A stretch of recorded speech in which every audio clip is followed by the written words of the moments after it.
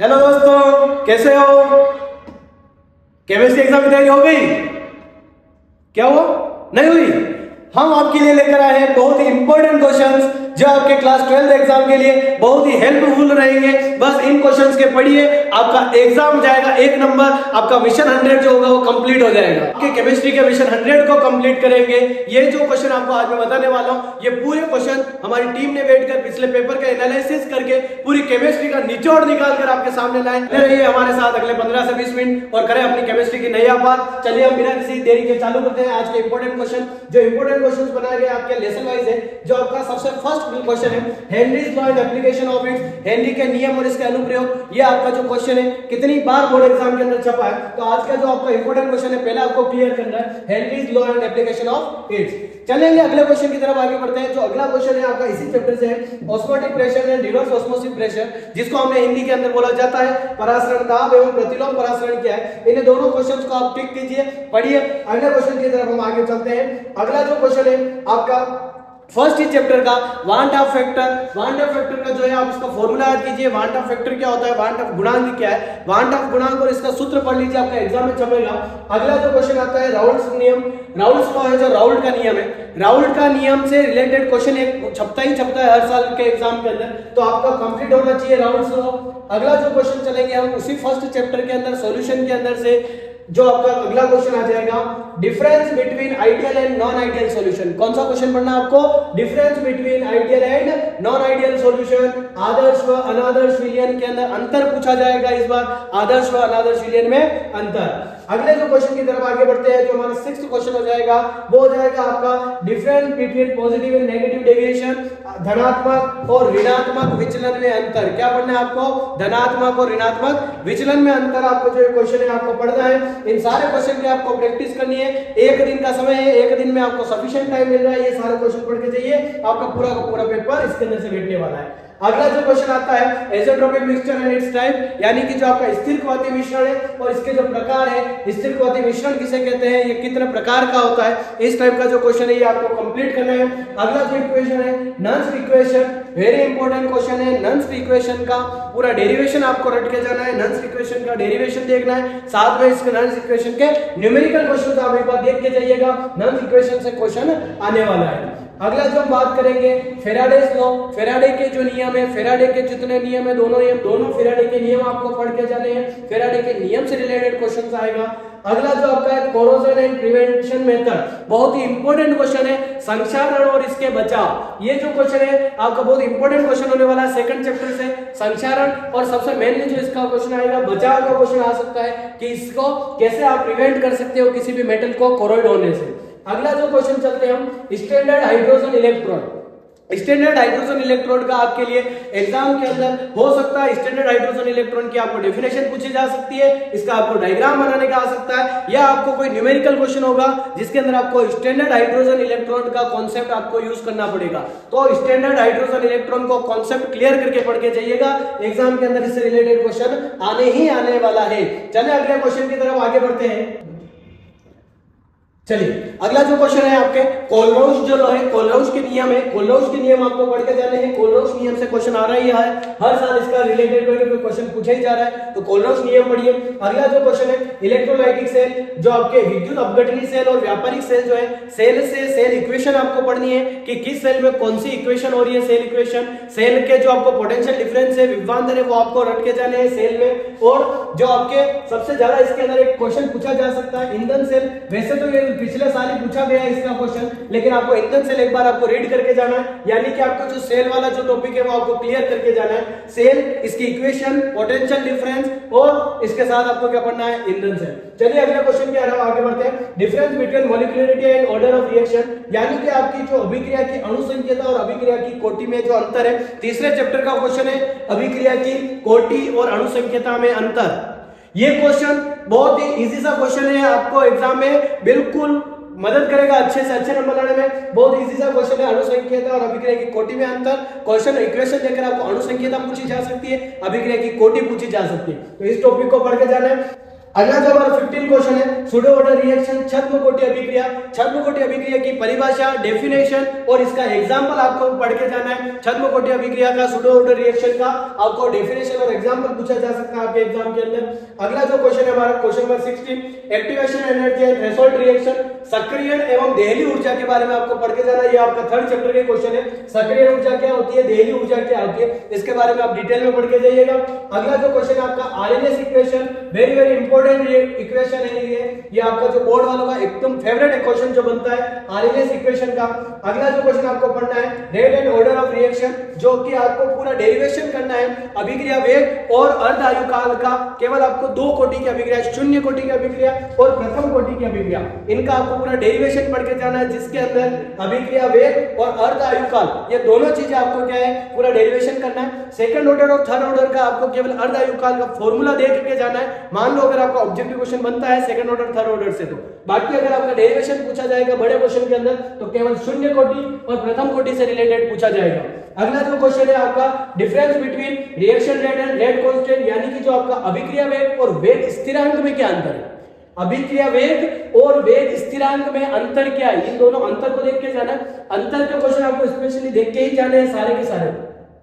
अगला जो क्वेश्चन आता है वो हमारा डी और एफ लोग से आता है, lanthanide and actinide contraction. Lanthanide और एक्टिनाइड संकुचन क्या होता है, संकुचन से रिलेटेड क्वेश्चन आपका बोर्ड में पूछा जाएगा, चाहे वो लेंथेनाइड संकुचन से पूछे चाहे वो एक्टिनाइड संकुचन से पूछे। लेंथेनाइड संकुचन और एक्टिनाइड संकुचन दोनों क्वेश्चन आपको कंप्लीट देख के जाना है। लेंथेनाइड और एक्टिनाइड से रिलेटेड क्वेश्चन पूछने वाले हैं इस बार डी एफ लोग के अंदर, बहुत इंपॉर्टेंट क्वेश्चन बन जाएगा इस लेंथेनाइड और एक्टिनाइड से रिलेटेड। अगला जो क्वेश्चन इसी का डी एंड एफ का एक है इंटरस्टेटिक कंपाउंड, अंतरकाशी यौगिक। अंतरकाशी यौगिक की केवल डेफिनेशन आपको पढ़ के जानी है। अगला जो क्वेश्चन आपको वेरी इंपॉर्टेंट है ट्रांजिशन एलिमेंट और मैग्नेटिक मोमेंट, जो संक्रमण तत्व और चुंबकीय आघूर्ण का न्यूमेरिकल क्वेश्चन पूछा जाएगा। चुंबकीय आघूर्ण निकालना पड़ेगा, इसका न्यूमेरिकल आप प्रैक्टिस करके जाइएगा। किसी भी एलिमेंट का आपको चुंबकीय आघूर्ण पूछा जा सकता है, क्लियर है। अगला जो आपका है ऑक्सीडेशन स्टेट, ऑक्सीकरण अंक। ऑक्सीकरण अंक का बहुत इजी से क्वेश्चन आते हैं ऑब्जेक्टिव के अंदर। आपको किसी भी कोई भी एक कंपाउंड दे देगा, उसके अंदर आपको सेंट्रल एटम का ऑक्सीडेशन नंबर पूछा जा सकता है कि इसका ऑक्सीडेशन नंबर क्या है, क्लियर है। तो ऑक्सीडेशन नंबर आपको निकालने आता ही है। फिर अगला जो टॉपिक है हमारा डिफरेंस बिटवीन होमोलाइटिक हेटेरोलाइटिक। होमोलैप्टिक और हेटेरोलैप्टिक संकुल जो होते हैं कोऑर्डिनेशन कंपाउंड का जो टॉपिक है, होमोलैप्टिक और हेटेरोलैप्टिक कंपाउंड के बीच में डिफरेंस, होमोलैप्टिक हेटेरोलैप्टिक दोनों की डेफिनेशन आपको पढ़ के जानी है, दोनों के बीच का डिफरेंस पूछा जा सकता है आपसे। अगले क्वेश्चन के आगे बढ़ते हैं। अगला जो क्वेश्चन है आपका उभयतंतुक लिगैंड किलेटीकरण किलेशन, जो उभयतंतुक लिगैंड की जो डेफिनेशन है, किलेटीकरण की जो डेफिनेशन है, इन दोनों डेफिनेशन को आपको पढ़ना है। अगला आपका वेरी वेरी इंपॉर्टेंट आईयूपीएसी नाम। आईयूपीएसी नाम जो है आपके कोऑर्डिनेशन कंपाउंड के आईयूपीएसी नाम पूछ सकते हैं, जिसके अंदर आपका संकुल जो है वो अगर धनायन है तो कैसे नाम लिखते हैं, ऋणायन कैसे नाम लिखते हैं। आईयूपीएसी नाम की प्रैक्टिस करके जरूर जाना, आईयूपीएसी नाम के क्वेश्चन पूछे जा सकते हैं। अगला जो क्वेश्चन आता है आपका वेरी वेरी इंपॉर्टेंट है halo alkane hello Erin, organic chemistry का जो आपका फर्स्ट चैप्टर है। SN1 और SN2 रिएक्शन में डिफरेंस पूछ सकते हैं। SN1 रिएक्शन कब होती है, SN2 रिएक्शन कब होती है, SN1 रिएक्शन में क्या क्रियाविधि होती है, SN2 में क्या क्रियाविधि होती है। तो SN1 और SN2 रिएक्शन के अंदर क्या डिफरेंस है ये आपको पढ़ना ही पढ़ना है। अगला जो बहुत ही इंपॉर्टेंट सिंपल सा रूल है सेदजेव नियम। सेदजेव नियम के बारे में आपको पढ़ना है, सेदजेव नियम क्या होता है। अगला है सेदजेव नियम क्या होता है, जिसके अंदर आपका कौन सा एल्केन बनेगा, जिसके अंदर क्या होता है अधिक क्रियात्मक समूह जुड़े, वो वाला आपका कंप्लीट पढ़ना है। पोलराइजेशन रोटेटर, ध्रुवण घूर्णक यौगिक क्या होते हैं, ध्रुवण घूर्णक यौगिक की डेफिनेशन आपको पढ़नी है। अगले क्वेश्चन की तरफ आगे बढ़ रहे हैं। अगला जो हमारा 30 नंबर का क्वेश्चन है आयनाइजेशन आइसोमर्स क्या होते हैं, आयनन समावयवता क्या होती है, आयनन समावयवता के बारे में आपको पढ़ना है। और किसी भी कंपाउंड को दे रखा है और उस कंपाउंड का जो आयनाइजेशन आइसोमर्स जो बनेगा वो आपको कंप्लीट देख के जाना किस टाइप से आयनाइजेशन आइसोमर्स बनते हैं। अगली जो इंपॉर्टेंट रिएक्शन होने वाली है, रिएक्शंस के अंदर हम बात करें एल्डोल कंडेंसेशन, एल्डोल संघनन जो अभिक्रिया है, उस एल्डोल संघनन अभिक्रिया के बारे में आपसे क्वेश्चन पूछा जा सकता है, ये भी आपका फेवरेट क्वेश्चन बनेगा बोर्ड का। अगला जो है आपका डीनेचुरेशन ऑफ अल्कोहल, अल्कोहल का विकृतीकरण, अल्कोहल का और प्रोटीन का दोनों का विकृतीकरण क्या होता है, किस टाइप से विकृतीकरण किया जाता है और क्यों किया जाता है, ये आपको पढ़ के जाना है कि अल्कोहल का विकृतीकरण क्या होता है, प्रोटीन का विकृतीकरण क्या होता है और क्यों करते हैं। चलिए अगले क्वेश्चन नंबर 34 की ओर आगे बढ़ते हैं। क्वेश्चन नंबर 34 जो है आपका resonance structure of phenol and aniline, aniline और फिनोल की अनुनादी संरचना रेजोनेंस स्ट्रक्चर से रिलेटेड एक क्वेश्चन पूछे जाने के पूरे चांस है, आपको एक क्वेश्चन रेजोनेंस से रिलेटेड पूछा जाएगा। इंपॉर्टेंट जो रेजोनेंस स्ट्रक्चर बनेंगे आपके इस बार के लिए वो हो सकता है फिनोल और एनिलीन, इसी के साथ आप एक एनिसोल का और पढ़ के जाइएगा, एनिसोल का अनुनादी संरचना, एनिसोल की रेजोनेंस स्ट्रक्चर भी आपको पढ़ के जानी है। 3 ये रेजोनेंस स्ट्रक्चर बिल्कुल आपको कॉपी में बना के प्रैक्टिस करके फिर एग्जाम में बैठना है। अगला जो क्वेश्चन है डिफरेंस बिटवीन डीएनए और आरएनए, डीएनए और आरएनए में क्या अंतर है, जो टेबल है वो आपको कंप्लीट पढ़ के जानी है। अगले ये तीनों क्वेश्चन आपके डिफरेंस के लिए है। डिफरेंस बिटवीन आपका रिटेंशन एंड इन्वर्जन, धारण और प्रतिलोमन में क्या अंतर है, धारण और प्रतिलोमन, रिटेंशन और इन्वर्जन में क्या डिफरेंस है वो पढ़ना है। अगला जो क्वेश्चन आपको पढ़ के जाना है difference between specific conductivity and molar conductivity, विशिष्ट चालकता और मोलर चालकता में अंतर, विशिष्ट चालकता और मोलर चालकता में अंतर आपको पढ़ के जाना है। नोट कर लीजिए हर एक प्रश्न को और बिल्कुल बिना प्रैक्टिस के इन क्वेश्चन के एग्जाम में नहीं जाना है। अगला जो क्वेश्चन है आपका विक से बोर्ड एग्जाम के अंदर हर साल इससे रिलेटेड एक क्वेश्चन पूछा ही जा रहा है, यूनिट पूछी जा रही है कि अगर आपकी कोई रिएक्शन 0 ऑर्डर की है तो उसकी यूनिट क्या होगी। आपको यहाँ पर मैंने आंसर भी लिख के दिए, 0 ऑर्डर की जो शून्य कोटि की अभिक्रिया होती है उनका मात्रक क्या होता है, mole upon litre second inverse, क्या होगा, mole upon litre second inverse. अगर आपकी प्रथम कोटि की अभिक्रिया है, फर्स्ट ऑर्डर की रिएक्शन है, तो उसका जो मात्रक होता है यूनिट होती है वो क्या हो जाएगा, सेकंड इनवर्स। आगे बात करें द्वितीय और कोटि की, सेकंड ऑर्डर की कोई रिएक्शन है तो उसका जो आपका मात्रक होगा litre upon mole second inverse, क्या हो जाएगा, litre upon mole second inverse. तृतीय कोटि की थर्ड ऑर्डर की कोई रिएक्शन है तो उसके लिए जो मात्रक होगा यूनिट होगी वो क्या होगी, लीटर अपॉन मोल स्क्वायर और second inverse, litre upon mole का होल स्क्वायर सेकंड इनवर्स। तो ये चारों यूनिट आपको आनी चाहिए, यूनिट आपको कंप्लीट पढ़ के जानी है, यूनिट से रिलेटेड क्वेश्चन पूछा जा सकता है। अगले आपको कुछ स्ट्रक्चर दे रखे, इनका स्ट्रक्चर आपको थोड़ी प्रैक्टिस करके जानी है। क्या क्या पढ़ना है, EDTA ethylene diamine tetra acid, इसका स्ट्रक्चर बनाना आपको आना चाहिए। DDT का स्ट्रक्चर आपको पढ़ के जाना है, पिक्रिक एसिड का स्ट्रक्चर बनाना आना चाहिए और सिसप्लेटिन के। ये 4 स्ट्रक्चर है जो है आपके इस एग्जाम के लिए इंपॉर्टेंट स्ट्रक्चर हो सकते हैं। इन चारों स्ट्रक्चर की प्रैक्टिस आपको करके जानी है, चारों स्ट्रक्चर आपको बनाकर आने हैं। चलिए अगला क्वेश्चन चलते हैं, question number 40, geometry and optical isomers क्या होते हैं, ज्यामिति और प्रकाशिक समवायिता क्या होती है। ज्यामिति और प्रकाशिक समवायिता के ऊपर क्वेश्चन पूछा जा सकता है। आपको कोई कंपाउंड देगा, उसकी आपको ज्यामिति समवायिता पूछी जा सकती है या उसकी प्रकाशिक समवायिता पूछी जा सकती है। अगला जो क्वेश्चन है एथेनॉल, एथेनॉल का निर्जलीकरण, dehydration of ethanol, dehydration of ethanol बहुत ही इजी सी रिएक्शन है कि एथेनॉल का निर्जलीकरण कैसे करेंगे। याद रखिएगा एथेनॉल का निर्जलीकरण किया जाता है कंसंट्रेट H2SO4 की प्रेजेंस में। अगर आप इसका निर्जलीकरण करोगे तो एक इसमें चेंज हो जाएगा एथीन में। रिएक्शन आपको पढ़ के जानी है। इसी के साथ आपका 10th चैप्टर का बहुत ही इंपॉर्टेंट क्वेश्चन होने वाला है, difference between essential and non essential acid, आवश्यक और अनावश्यक अम्लों में अंतर, आवश्यक और अनावश्यक अम्लों में क्या डिफरेंस है, ये डिफरेंस क्वेश्चन आपको पढ़ के जाने हैं। अगला जो हम आपके बात करेंगे कुछ नेम रिएक्शन की, ऑर्गेनिक केमिस्ट्री के अंदर हर साल जो आपको नेम रिएक्शन पूछी जाती है सीधे सीधे, तो कुछ नेम रिएक्शन के मैं नाम लिख रहा हूं जिनको आपको पढ़ के जाना है। सबसे पहली बात करेंगे रोज़नमुंड रिएक्शन, रोज़नमुंड रिएक्शन को आपको पढ़ के जाना है। अगली जो रिएक्शन आपकी इटार्ड रिएक्शन, अगला है गाटरमान-कॉग रिएक्शन। जो चौथी रिएक्शन आपको पढ़नी है नेम रिएक्शन के अंदर वो कौन सी हो जाएगी, फ्रीडल-क्राफ्ट रिएक्शन। कौन सी है, फ्रीडल-क्राफ्ट। अगली हम बात करते हैं राइमंड-टीमान रिएक्शन, राइमंड-टीमान रिएक्शन भी आपकी नेम रिएक्शन है, इसको पढ़ के जाना इंपॉर्टेंट हो सकती है। कोलवेज रिएक्शन है, सेंड-मेयर रिएक्शन आपको पढ़नी है, सेंड-मेयर के बाद आपको पढ़नी है हॉफमान-ब्रोमाइड रिएक्शन। कौन सी रिएक्शन पढ़ोगे, हॉफमान-ब्रोमाइड रिएक्शन। अगली आपकी गैब्रियल-थैलेमाइड सिंथेसिस, गैब्रियल-थैलेमाइड संश्लेषण अभिक्रिया जो आपको लिखवा रखी है वो पढ़ के आनी है। अगली जो आपकी है कार्बिल-एमीन रिएक्शन, कौन सी है, कार्बिल-एमीन रिएक्शन। एक आप पढ़ोगे स्टीफन रिएक्शन, कौन सी पढ़ोगे, स्टीफन रिएक्शन। एक नेम रिएक्शन और आपके लिए जो इंपॉर्टेंट होगी वो होगी आपके केनिज़ारो रिएक्शन। तो ये सारी जो नेम रिएक्शन है कम से कम इनको तो पढ़ के जाना ही जाना है ऑर्गेनिक केमिस्ट्री के अंदर। जिनको ऑर्गेनिक के अंदर से डर लगता है उन ऑर्गेनिक का डर खत्म करेगी आपकी ये name reaction. In name reaction आपके ऑर्गेनिक में नंबर सुधारेगी। अगला जो क्वेश्चन चलते हैं अपना क्वेश्चन नंबर 44। इसके अंदर मैंने आपको एक बार सबसे पहले 3 टेस्ट लिखवा रखे, टोलेट टेस्ट, आइडोफॉर्म टेस्ट और फेलिंग टेस्ट। टेस्ट से रिलेटेड एक क्वेश्चन पूछा जा सकता है, परीक्षण पूछा जा सकता है। टोलेन परीक्षण किसमें काम लेते हैं, क्यों करते हैं, कैसे क्या होता है, तो इन तीनों टेस्ट के बारे में आपको पढ़ना है, टोलेन टेस्ट, आइडोफॉर्म टेस्ट और फेलिंग टेस्ट। क्लियर है। आगे जो मैंने आपके जो आपको ऑक्सीडेशन नंबर निकालने हैं इसके लिए हेल्प के लिए थोड़ा सा बता रखा है कि जैसे आप याद रखेंगे Cl, ONO और NO2 इन सब का ऑक्सीडेशन नंबर क्या होता है -1। उसी टाइप से NH3, EN, CO, H2O इनका जो ऑक्सीडेशन नंबर होता है वो क्या होता है 0।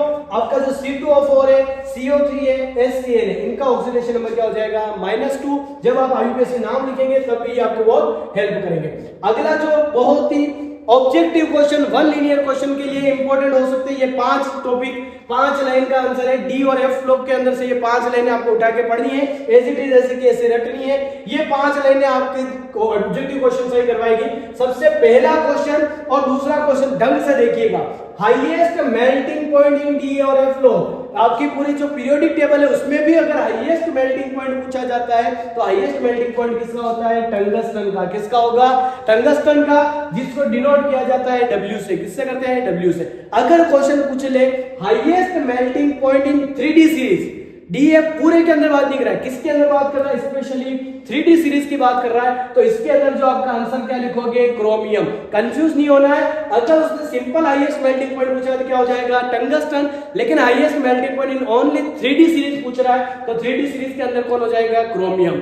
और अगर आपको 3D सीरीज के अंदर लोवेस्ट मेल्टिंग पॉइंट पूछा जाता है तो लोवेस्ट मेल्टिंग पॉइंट किसका हो जाएगा, मैग्नीज।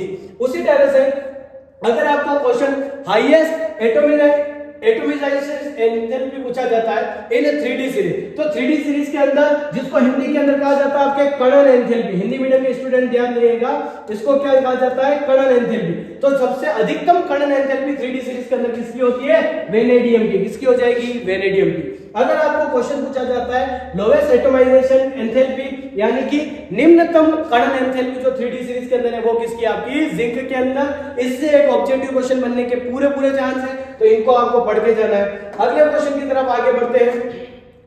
जो आपका विटामिन टेबल है, इस विटामिन टेबल को पढ़ के जाना है कि कौन से विटामिन की कमी से कौन सी बीमारी होती है, कौन सी डिफिशियंसी होती है और क्या क्या सोर्स है। और स्पेशली आपको पढ़ के जाना है इनके केमिकल नेम पूछे जा रहे हैं पिछले कुछ सालों में। विटामिन ए का केमिकल नेम पढ़ के जाना है रेटिनॉल, विटामिन बी का थायमिन, विटामिन बी12 का राइबोफ्लेविन, विटामिन बी6 का पाइरोक्साइन, विटामिन सी का एस्कोर्बिक। आपको ये सारे के सारे केमिकल नेम पढ़ के जाने हैं, इनके क्या सोर्स है, इनसे क्या डिजीज हो सकती है। हमने आपके लिए कुछ इंपॉर्टेंट क्वेश्चन की बहुत ही बढ़िया प्रैक्टिस करवाई। इन क्वेश्चंस को आपको पढ़ के जाना है एग्जाम के अंदर। ये क्वेश्चन आपकी केमिस्ट्री की नैया पार करने वाले हैं आने वाले एग्जाम के अंदर। तो प्लीज बाकी सब एक बार पढ़ने से पहले इन क्वेश्चंस को पूरी तरह से प्रिपेयर कीजिए। आपके पास अभी भी 1 दिन का समय है। इस 1 दिन के अंदर आप क्या कर सकते हैं, अपनी केमिस्ट्री के पूरे डर को खत्म कर सकते हैं। Best of luck for our board exam. अपने एग्जाम के अंदर अपने पूरे ज्ञान की वर्षा कीजिए और अच्छे से अच्छे नंबर प्राप्त कीजिए। अगर आपको ये जानकारी पसंद आ रही है, अगर आपको हमारे जो क्वेश्चन दिए हैं आज अच्छे लगते हैं तो प्लीज वीडियो को लाइक कीजिए और ये वीडियो उन दोस्तों को शेयर कीजिए जिनको आप अच्छे से अच्छे नंबर दिलाना चाहते हैं केमिस्ट्री के अंदर, बोर्ड एग्जाम के अंदर। प्लीज चैनल को सब्सक्राइब कर दे, वीडियो को लाइक कर दे। Thank you so much. Best of luck for your board exam. Thank you.